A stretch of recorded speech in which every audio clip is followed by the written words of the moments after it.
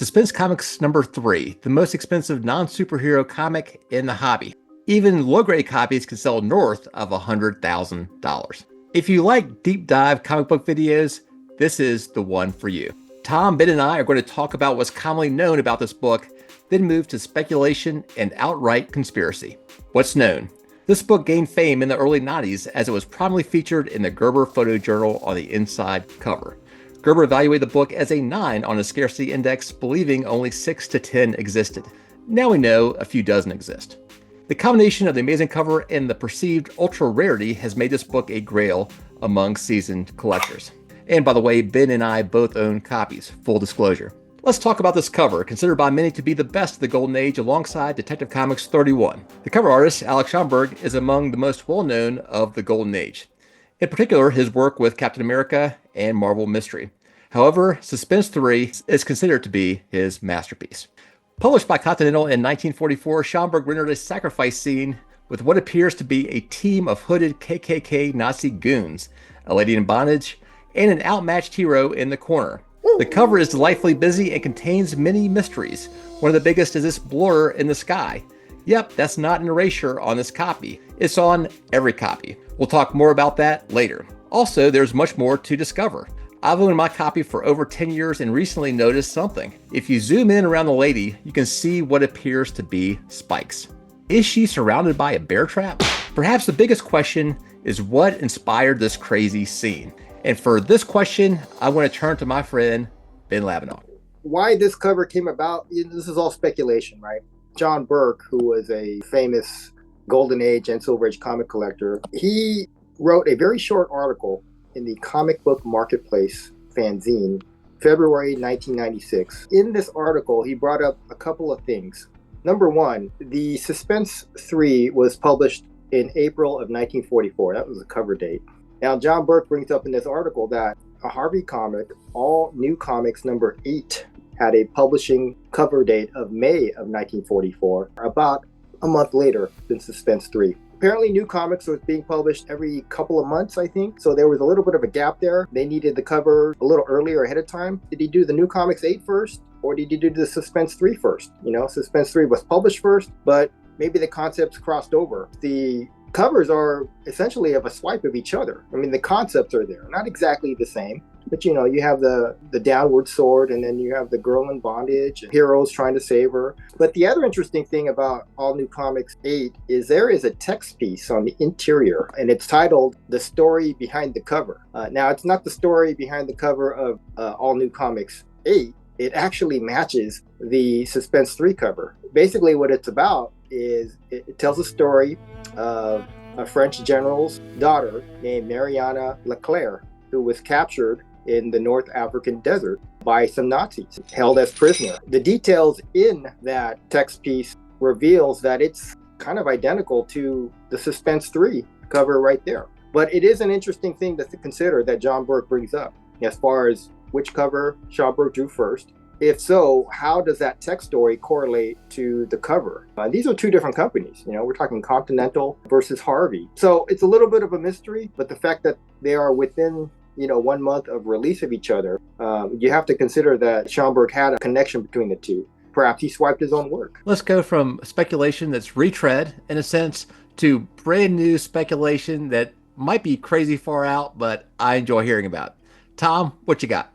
But let's talk about a couple of the most enigmatic aspects of this cover. The yellowish mass in the sky and the intended target of the spear that our hero is about to hurl. We'll start with the yellowish mass. Now, there are some observers who believe that this is something Alex Schomburg did not intend to appear on the finished comic book cover. They think that perhaps it was an accident, it was an art correction that got botched, something of that nature. On the other hand, there are people like myself who believe that it was something that Schomburg intended to be there. Now, if you believe that Schomburg intentionally put that mark on there, of course, the next question is, well, what is it? Why is it there?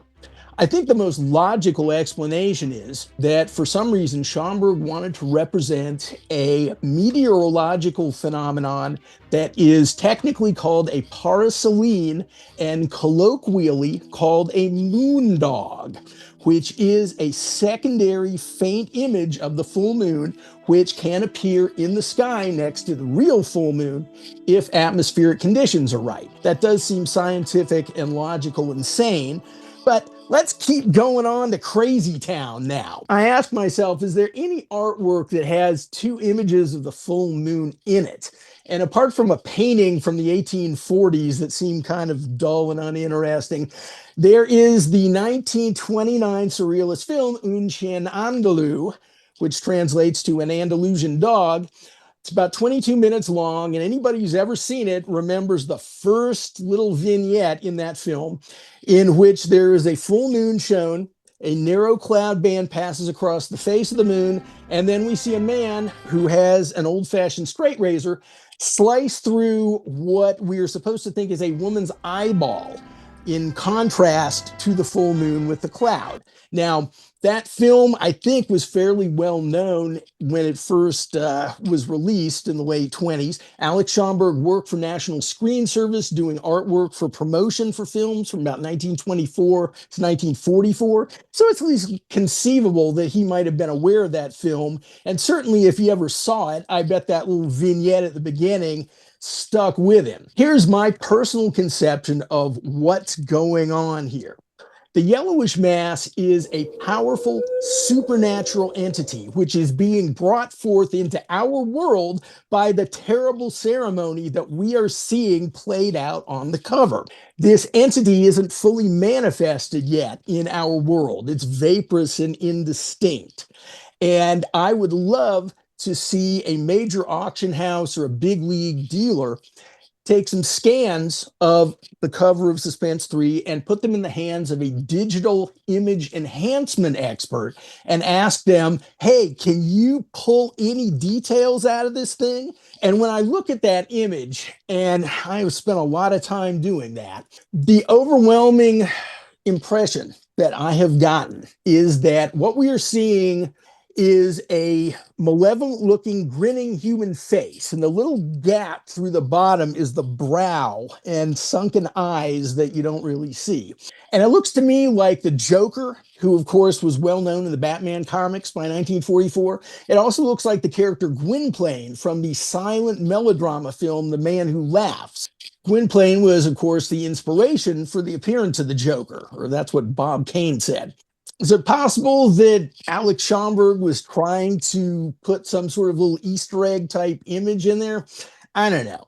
Let's move on to the other enigmatic aspect of the cover, the target of that spear that's going to be thrown. To the casual observer, you might think, oh, he's just throwing the spear toward Sword Guy. And that would be a logical conclusion to draw, because obviously Sword Guy is about a half a second away from killing this poor unfortunate woman. Why wouldn't you throw the spear at him? If you look a little more carefully at the image of our hero, it definitely seems like he is oriented toward a spot behind Sword Guy. Why would he do that? It seems kind of nonsensical, but you could also argue that perhaps Alex Schomburg wanted to include another kind of Easter egg image or an opportunity for the viewer to use their imagination and kind of collaborate with him, so to speak, in figuring out what's going on. And so there's probably 1,001 explanations somebody could have for what's going on back there, but I'll tell you mine. The ceremony that we are seeing is a Cthulhu cult in action. And the Sword Guy is a leader of that cult, and behind him there is a little old wizened man who is chanting some sort of horrible incantation to bring forth this supernatural entity that we see in the sky, the yellowish mass. That little old man is beating on a drum, perhaps beating on two drums. The reason that this is all happening, of course, is because the Nazis, the fellows with the fancy hoods with the scalloped hems, they think that this supernatural entity is going to be fully manifested here, and it will do as it's told, and the Third Reich will deploy it against Allied military targets, and it will facilitate victory for the Axis and subsequent German takeover of the entire planet Earth. The German guys, the Nazis, are part of an elite occult research unit that's been trekking around North Africa. And according to the H.P. Lovecraft story, The Call of Cthulhu, which introduced the whole goofy idea I'm talking about, North Africa is the present-day hotbed for Cthulhu cult activity. And the text story from All New 8 specifically says that the setting is North Africa. So it kind of links up with the Call of Cthulhu in that way. Our hero with the spear understands enough of what's happening that he knows he's got to stop that wizened little old man from chanting and drumming and bringing that horror into our world. He is throwing that spear as his, final act on Earth because he's coming down with a case of lead poisoning. And if he strikes home, the little wizened man keels over, the chanting stops, the drumming stops. Maybe that vaporous supernatural thingamabob in the sky is going to sort of go back to whatever other plane of reality it calls home, and the Earth will be okay. In any case, on the tombstone for our hero, perhaps it should be carved, "No good deed goes unpunished." Let us know what you think about these theories and leave us a comment below. And by the way, if you enjoyed what Ben Labonog and Tom Nordlie had to say, please show them some love with a like. Now let's get back to the main man, Alex Schomburg. Perhaps the best interview I've ever done is with his two granddaughters who tell you a little bit about the man behind the covers. And you can check out that video here. Thanks so much for watching, and we hope to see you around real soon.